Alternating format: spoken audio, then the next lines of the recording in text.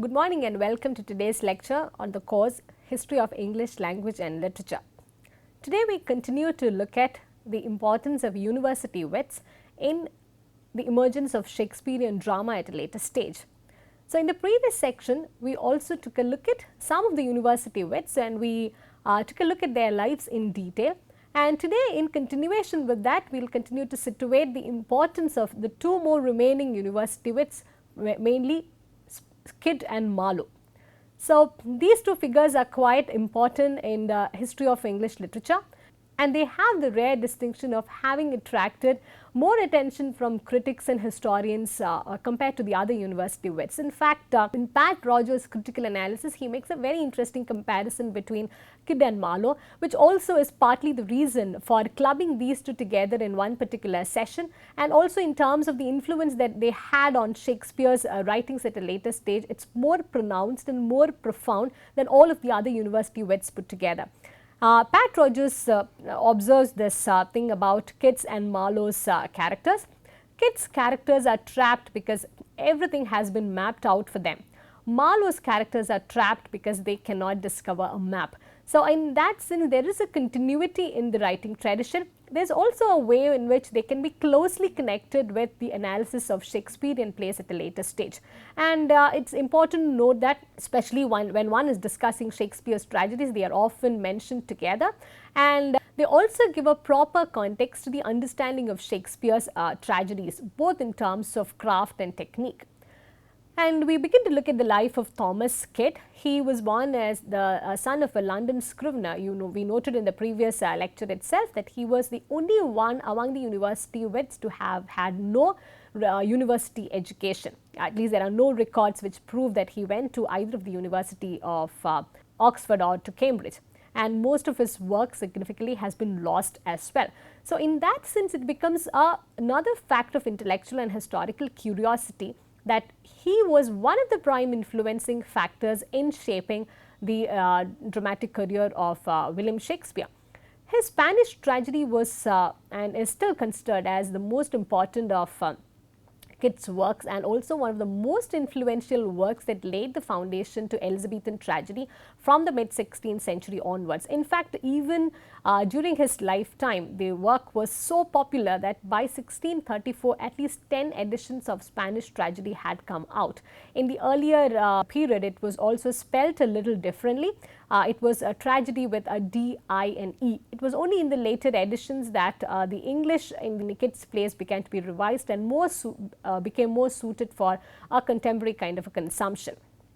In fact, he is said to have inaugurated this revenge tradition in Elizabethan plays, and this, in that sense, he is said to have greatly influenced Shakespeare, and his influence in fact continued into the Jacobean period as well. There were many writers who were trying to produce plays along the tradition of Spanish tragedy. And the plot of Spanish tragedy was also very interesting. It was quite thrilling for the audience to watch during that time. And this was in fact the only play, one of the first plays to offer this kind of a thrilling experience for the audience. This had numerous turns and twists of plot. In terms of the plot, he had included many racy details into it. It had about 8 deaths in a single play, which was quite stunning for the Elizabethan audience then. There were emotional speeches, the verse was quite racy, and there were these different kinds of spectacles which might appear a bit gory in the when we look at it from a contemporary perspective. There were scenes of public hanging. There was a scene with a lunatic in place, and there is a very violent and gory scene in which a man bites out his own tongue. Those kind of spectacles were rare during that time, and the Elizabethan audience were quite thrilled to see them on stage. And there was a lot of innovation in terms of the play structure as well. It was structured in a way that there was a play within a play. So, with all of these innovative details, he stood apart as a very distinctive character, a distinctive dramatist during the Elizabethan times, and his influence also for the same reason continued to be very profound. Pramod Nair, one of the recent compilers of literary history, he feels that there is an excellent stage craft getting displayed in Spanish tragedy, and it was this craft that had kept the audience glued to their seats when they were watching Kit's Spanish tragedy. And there's an interesting observation made about the presentation of the Spanish tragedy. If you blinked, you missed a murder. So that was the kind of pace with which the events were getting unfolded in the play. And apart from Spanish tragedy, which of course continues to be his supremost contribution, in fact, we can even extend it and say that Spanish tragedy may be considered as one of the most supreme contribution of the entire Elizabethan wits put together prior to Shakespeare. And there was this play partly attributed to Thomas Skit, but not entirely based on historical evidence. A play named Ur Hamlet, which was a Danish tragedy to begin with, and many feel that this is the work which could be considered as an immediate ancestor to Shakespeare's Hamlet. But there's very little historical or critical evidence to prove the same. And the authorship of this play to Thomas Skit is also heavily disputed. In fact, his life also undergoes a lot of turn of events towards the end, because he is said to have involved in a lot of subversive political activities like many other university wits were, and his association with Marlowe was not very fruitful in this aspect. In fact, his association with Marlowe had even brought a lot of ill repute and disrepute to the personality of Thomas Skit. And Marlowe was incidentally a friend and a sometime roommate of Thomas Skit, and he was in fact tortured and punished because he was said to have collaborated with Marlowe in one of his spy adventures against the state. And Marlowe's early death is said to have saved Thomas Skit in some form from any impending punishment. But these are all mostly historical conjectures with very little proper evidence to prove. Thomas Skit also dies very early at the age of 36, so there was not much time for him to prove his literary output. Also, after Spanish tragedy, we do not find any significant kind of literary output being generated from him. In fact, it's interesting to note that in fact, it is very interesting to note that a dramatic genius which produced a work such as the Spanish tragedy was not capable of giving the same kind of rendition at a later age. So maybe he was rightfully involved with a lot of other controversies which prevented his dramatic genius from flowering into a proper form. Christopher Marlowe, in fact, is the most interesting and the most controversial of all these figures, so much so that many historians feel that if he had lived a little longer, he would have entirely outwitted William Shakespeare, his contemporary. He was born at Canterbury, he was educated at Oxford. He has this distinction of being born in the same year as Shakespeare, and he was also the son of a respectable tradesman. So, in many ways, there was a lot of reputation that he was already born with. And he also came to London to pursue a career in theatre. He was attached to the Lord Admiral's Players, a prominent theatre company of those times. But his lifestyle was very interesting. He lived in a very bohemian way, which also many feel that had marred some of his literary genius. His life was not just about drama and literature. He is also said to have worked as a spy. He had travelled much, so his life was very interesting, and this kind of varied interest and varied influences we find in his writings as well. Everyone was in agreement of this fact in mid-16th century London, that he was very erudite, and his scholarship was quite evident in everything that he had done during his lifetime. He had a very thorough grounding in classical learning, but this did not come in the way of his dramatic genius in any way. He knew how to bring and blend the elements from the classical drama and infuse a new kind of life in the Elizabethan drama which was emerging then. He also had varied kind of scholarly interests. He was interested in geography, astronomy and philosophy, and as we noted earlier, in his plays, in his production, we find a direct reflection of all of these scholarship. And keeping in tune with his bohemian lifestyle, he had a very, his dressing was considered very flamboyant, and he used a lot of elaborate jewelry, which was a matter of curiosity and interest for Elizabethan people during those time, and even later historians look at it with much interest and curiosity.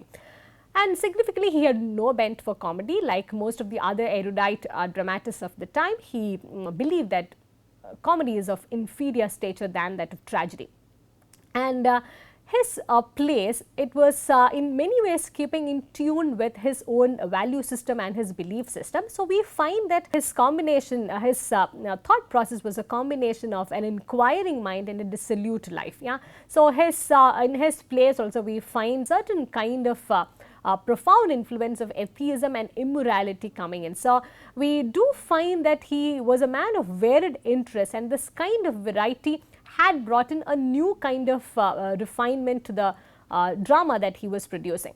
And he also had a very unfortunate end. He was killed in a brawl in a tavern at the young age of 29. This happened in 1593.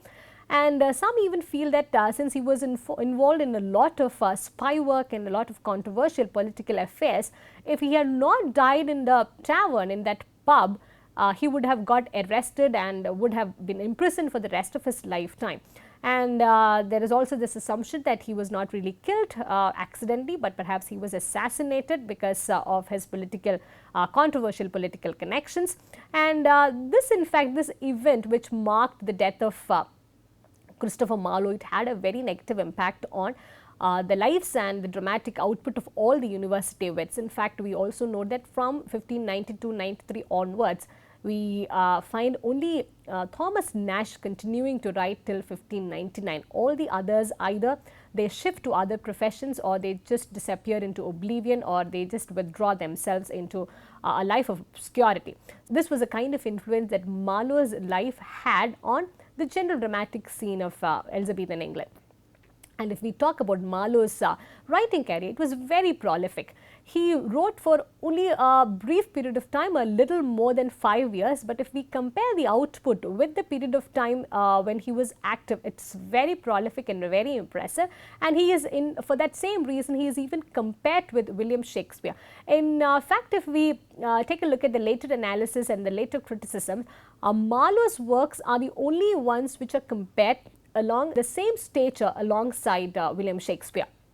Nash and Green were Marlowe's major writing companions, and we do not have much evidence of any collaborative work that they had produced, but they are said to have enjoyed a good kind of relationship throughout their lifetime. And he is at some point, he had shared lodgings with Thomas Skit, which we noted earlier, that which had also led to a lot of disrepute for Thomas Skit, and also led to his imprisonment and torture, because they assumed that they were together in some of the political conspiracies, the details and evidence of which is very little known and mostly are of conjectural nature. He was also said to have been friends with Walter Raleigh, and some feel that his assassination or his accidental death in the pub after a fight with someone who was drinking with him, some even feel that it had something to do with Walter Raleigh and that he had staged the entire thing. But there is very little evidence to conclude any of these facts. And in terms of his writing output, some of his major works continue to be taught and discussed even in the contemporary. That is the kind of influence that they have had in the not just in the dramatic interest of London scene, but also in the academic fraternity in the later period to come. And his works, Tamburlaine, Jew of Malta, Edward II and Dr. Faustus, these plays are considered to be the first ever ones to analyze the effects of power on ordinary human beings. And in that sense, he had a very rare kind of genius to probe into the minds of humans and to understand what power and its repercussions could do to them as a life-changing event. And Tamburlaine the Great is credited to be as a new kind of tragedy. In fact, it talks about the rise of a shepherd to generalship and how the same person goes on to command the entire Mongol Empire. And Tamburlaine's character is said to be one of the greatest characters in English drama in terms of characterization and in terms of the general finish that Marlowe had brought about. And Edward II is perhaps the first ever play to explore the dramatic tension between duty and desire. This also showed how one could experiment with the life of a weak-willed king. And Shakespeare at a later stage is said to have drawn a lot from the portrayal of Edward II. And another rare distinction about Edward II, which also talks a lot about the bold personality that Marlowe was then, Edward II deals with the theme of homosexuality, which was taboo then and continues to be taboo to a certain extent even in the contemporary. So, to talk about such a theme in the mid 16th century, it really took a lot of guts from the dramatist part. So, that had led to a lot of controversy. Nevertheless, it also forced the Elizabethan public to talk about things which were considered taboo. And Dr. Faustus, perhaps the most renowned of Marlowe's plays, it talks about a certain man named Faustus who ends up selling his soul to the devil, Mephistopheles. And this is in fact one play which explores in detail a man's quest for knowledge and demonic power. And in this play, in fact, a different side of Marlowe comes into play. He in fact is critical of the classical learning, and he perhaps questioned the kind of hierarchy in which learning is placed, and he does not make much of a distinction between the reputed classic learning and certain other disreputable kind of practices like witchcraft, demonic worship, so on and so forth. So, in that sense, he questions a lot of conventions which were in place not just in Elizabethan England, but also in the larger scheme of classical learning. And Dr. Faustus is said to be the first ever tragic hero to go through intellectual torment within the phase of drama. So, in many ways, though the output of Marlowe continues to be very limited in terms of number, their influence was very profound, not just in the writings of Shakespeare, but also in the way in which drama began to be fashioned and refashioned, not just in England but also worldwide. And it said that the success of Tamburlaine, one of his earliest plays, it had turned London stage into a strong and popular industry. This is very important because when Shakespeare takes over the Elizabethan scene, he knew how to commercialize drama. He knew the forces which were driving the London market in terms of the dramatic scene, and Tamburlaine is said to have laid the foundation and made it easier for the other playwrights to come. So, it was with Tamburlaine that many other patrons, the playhouses, the actors, all of them began to realize the commercial potential of London stage. And Marlowe is also credited to be the one who made full use of blank verse. This also brings us to this question of the significance of blank verse. In terms of a literary tradition, the Elizabethan drama was emerging gradually but steadily and strongly. One of the literary techniques that aided this emergence was the prominence of blank verse. Blank verse did not, however, originate in Elizabethan England. This was beginning to be practiced from Chaucer's times, but the Elizabethans are said to have perfected this technique, and they had begun to use it in multiple ways in their plays. And what is blank verse? We need to take quite a detailed look at it. It's a form that released drama from its constricted poetic conventions, and it's also considered as verse without rhyme, which also makes us to force this distinction between blank verse and free verse. Blank verse is not actually free verse. In free verse, there is no specified syllable count or meter, but in blank verse followed a particular kind of meter known as iambic pentameter, which we will be shortly taking a look at. And it is iamb means a weak syllable followed by a strong one. This is also in tune with the way English language is spoken, with stresses and with stressed and non-stressed syllables. And Gorboduc, the tragedy, one of the first English tragedies to be ever produced, this is credited to have perfected the use of blank verse during the, and Gorboduc, the first ever English tragedy to be produced, is said to have perfected the use of blank verse from the Elizabethan times onwards. And Shakespeare is another important figure who continued to use blank verse whenever there was a poetic rendering in any of his plays. So, that brings us to this question: what is iambic pentameter? It's a line of verse with 5 metrical feet, each consisting of one short or unstressed syllable followed by a long or stressed syllable. So, that leads us to this question: what is a meter then? Meter is a regularized rhythm where the accented syllables occur at regular intervals, and penta means 5. So, iambic pentameter is a regular occurrence of stressed syllables within a single verse. So, when is iambic pentameter used? And we note that in a poetic rendition, whenever the character is placed at certain important moments in his life, when he is feeling passionate, when the character is feeling introspective, or if the character is feeling momentous, we find the character resorting to a verse in iambic pentameter. This finds its perfection in many of Shakespeare's plays. In fact, certain famous instances include Hamlet, when he is pondering his existence, or Romeo professing his love for Juliet, or when Orsino is lovesick and he is giving out these melancholic rants. We find all of them are using iambic pentameter to express their feelings. And why iambic pentameter and not any other kind of verse? In fact, from the Elizabethan times onwards, we realize that blank verse perhaps is the most important technical term that gets used over and again whenever verse is getting talked about. Many Elizabethan dramatists, and later significantly Shakespeare, they resort to iambic pentameter because it was very easy for the actors to memorize it, because it had a certain rhythmic structure to it. And it was easy for the audience to understand as well, because the metrical structure and the rhythmic pattern was not complicated at all like it was in the other classical forms.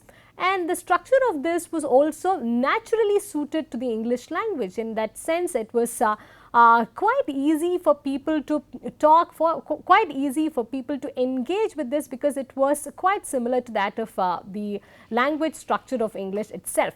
And there is this common analogy being made for iambic pentameter with the heartbeat itself, in the sense that there is this general assumption that perhaps initially they resorted to iambic pentameter because it is in the same way that the heart beats, which is with a certain rhythmic structure, like ta-dum, ta-dum, ta-dum, ta-dum. There is a weak syllable followed by a strong syllable. And this verse from Shakespeare's Twelfth Night, if music be the food of love, play on. This is in fact one of the most quoted examples of iambic pentameter. We will quickly take a look at how the iambic pentameter analysis could be done. So, in iambic pentameter, as we noted earlier, we have a stressed syllable followed by a non-stressed syllable, just like it is in English language. Yeah. So, if music be the food of love, play on. So, if we try to reproduce this in a different way, it would be like there are certain syllables which are getting stressed.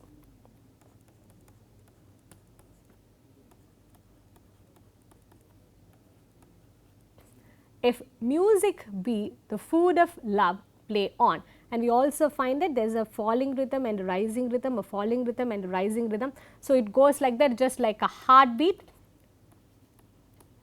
ta-dum, ta-dum. Yeah. So, this blank verse was quite popular in that sense. It also made a lot of sense for the audience, for the actors, and also for the dramatists to express particular kind of emotions and to convey particular kinds of things. So, this digression aside, let us come back to the main topic of the day on university wits. Having noted the significance and influence of blank verse, it is time for us to come back to the main topic on university wits and wind up our discussion on them. So, as we sum up, let us take a quick look at some of the speculations and observations that have been historically and literally prevalent about the university wits in general. There is a general conjecture that the early deaths of Robert Greene, Marlowe and Kidd, especially in the 1590s, all of them, they die an early death in the 1590s at the peak of their career. And we note that they all had faced different kinds of trials and tribulations towards the end of their dramatic career, and they were quite promising in terms of a literary output. And we find that the early deaths were often shrouded in mystery as well, and many theories float around as to what constituted those deaths, what constituted their early withdrawal from the dramatic scene, so on and so forth. And their reputation and talent, they also continue to be of huge interest and curiosity. And there is this theory of whether they were all real writers or whether they were proxying for another court figure. We shall not go into the details of that, but this is just to draw your attention to the fact that there are different kinds of studies, different kind of researches happening about the university wits, especially in the present century. And there is this argument that some of the historians make, which could be true, to a certain extent as well.